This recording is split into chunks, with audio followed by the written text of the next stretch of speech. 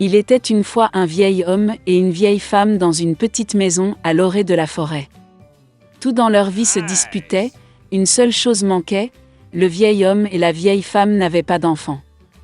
Une fois, le vieil homme a demandé de faire cuire un pain d'épices en forme de petit homme. La vieille femme a regardé dans la grange, et il n'y avait presque plus de farine. Elle a pris un bol, l'a frotté le long de la boîte, l'a brossé le long du fond, et une poignée de 2 poignées environ a été recueillie. La vieille femme pétrit la pâte sur de la crème sûre, et quand elle roula le pain d'épices sur la table, elle le prit et le fit en forme de petit homme, avec des bras, des jambes, avec une tête. Et mettez-le au four. Au bout d'un moment, la vieille femme vint voir si le pain d'épices était cuit, le prit et le mit sur la fenêtre pour qu'il refroidisse. L'homme en pain d'épices s'est refroidi, s'est allongé, s'est couché, mais s'est soudainement levé, et a couru aussi vite que possible hors de la maison, de la fenêtre au banc, du banc au sol, à travers le sol et aux portes, a sauté par-dessus le seuil du porche à la cour, de la cour à la porte, de plus en plus loin. La vieille femme appela son mari, et ils se précipitèrent tous les deux après lui. Mais ce n'est pas si facile d'attraper le bonhomme en pain d'épices. Maintenant, il a déjà atteint le champ où les paysans battaient leur récolte. Passant en courant, le bonhomme en pain d'épices leur a crié qu'il avait déjà fui la vieille et le vieil homme, et qu'il les fuirait facilement aussi. Les paysans l'ont entendu et ont couru après lui. Mais, peu importe la vitesse à laquelle il courait, il ne pouvait pas le rattraper. Un bonhomme en pain d'épices a couru jusqu'au champ où les tondeuses tondaient l'herbe. Passant en courant, il leur a crié qu'il s'était déjà enfui de la vieille femme, du vieillard et des paysans, et il les fuirait facilement aussi. Les tondeuses ne pouvaient pas supporter un tel ridicule, tout le monde se précipita après le bonhomme en pain d'épices. Ils courent aussi vite qu'ils le peuvent, mais ils ne peuvent pas rattraper. Et vers le petit homme, la vache marche, il lui a crié qu'il s'était déjà enfui de la vieille femme, du vieil homme, des paysans et des faucheuses, et qu'il la fuirait facilement aussi. La vache s'est fâchée et s'est aussi précipitée après le bonhomme en pain d'épices. Seulement, il ne peut pas rattraper. Et un cochon le rencontrait. Le petit homme a crié qu'il avait déjà fui la vieille femme, et le vieillard, et les paysans, et les faucheuses, et la vache, et il la fuirait facilement aussi. Un cochon hurla et courut après. Seulement, elle ne put rattraper son retard, elle était trop grosse. Un bonhomme en pain d'épices court le long de la route et un lièvre le rencontre. Le petit homme a dit qu'il s'était déjà enfui de la vieille femme, du vieillard, des paysans, des tondeuses, de la vache et du cochon, et il le fuirait facilement aussi. Le lièvre entendit cela et courut après lui. Il ne peut pas non plus rattraper le petit homme, seul le lièvre l'a vu. Un bonhomme en pain d'épices court et un loup le rencontre. « Je vais vous manger », dit.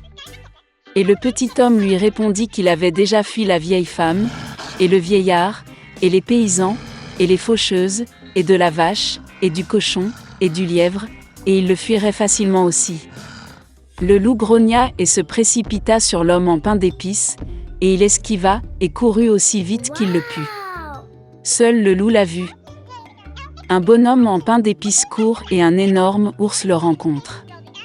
Son petit homme n'avait pas peur, mais criait qu'il avait déjà fui la vieille femme, et le vieil homme, et les paysans, et les tondeuses, et de la vache, et du cochon, et du lièvre, et du loup, et il s'enfuirait facilement de lui aussi. Un ours féroce lui tapa du pied et courut après lui. Mais l'ours était trop lent pour rattraper le bonhomme en pain d'épices. Un bonhomme en pain d'épices court et un renard le rencontre. Le renard était très rusé, mais le petit homme ne le savait pas. C'est pourquoi, par habitude, il se mit à crier qu'il avait déjà fui la vieille femme, et le vieillard, et les paysans, et les faucheuses, et de la vache, et du cochon, et du lièvre, et du loup, et de l'ours, ce qui signifie il la fuira facilement aussi. Le renard a écouté la fin, et a dit qu'elle était très vieille, n'a rien entendu. Elle s'approcha du petit homme et lui demanda de le répéter. Obéit à son idiot de bonhomme en pain d'épices et recommença à se vanter. Le renard a écouté la fin et a dit qu'elle n'avait toujours rien entendu. Elle s'approcha encore plus du petit homme et lui demanda de le répéter. Le bonhomme en pain d'épices a accepté, et alors seulement il a recommencé, alors que le renard se jetait sur lui et mangeait. Et le bonhomme en pain d'épices ne se vantait plus. Il y a longtemps, une belle princesse vivait dans un grand château. Et puis un jour, son père lui a offert un ballon en or pour son anniversaire. La princesse a tellement aimé le cadeau qu'elle a passé tout son temps avec. Un de ces jours, la fille est sortie jouer avec un ballon dans le jardin. Mais après avoir joué, elle n'a pas remarqué comment elle s'est retrouvée près de l'étang. La princesse lança le ballon et tenta de l'attraper. Mais il lui échappa des mains, roula sur l'herbe et tomba droit dans l'étang. La princesse a essayé de récupérer le ballon, mais c'était tout en bas. Ensuite, la fille n'a eu d'autre choix que de s'asseoir près de l'étang et de pleurer amèrement. Mais alors un bruit a été entendu de l'herbe. La princesse regarda en arrière et vit une grenouille devant elle. Elle regarda la fille et demanda pourquoi la princesse pleurait. La fille a été très surprise de voir une grenouille qui parlait et lui a raconté comment elle avait laissé tomber la balle dans l'eau.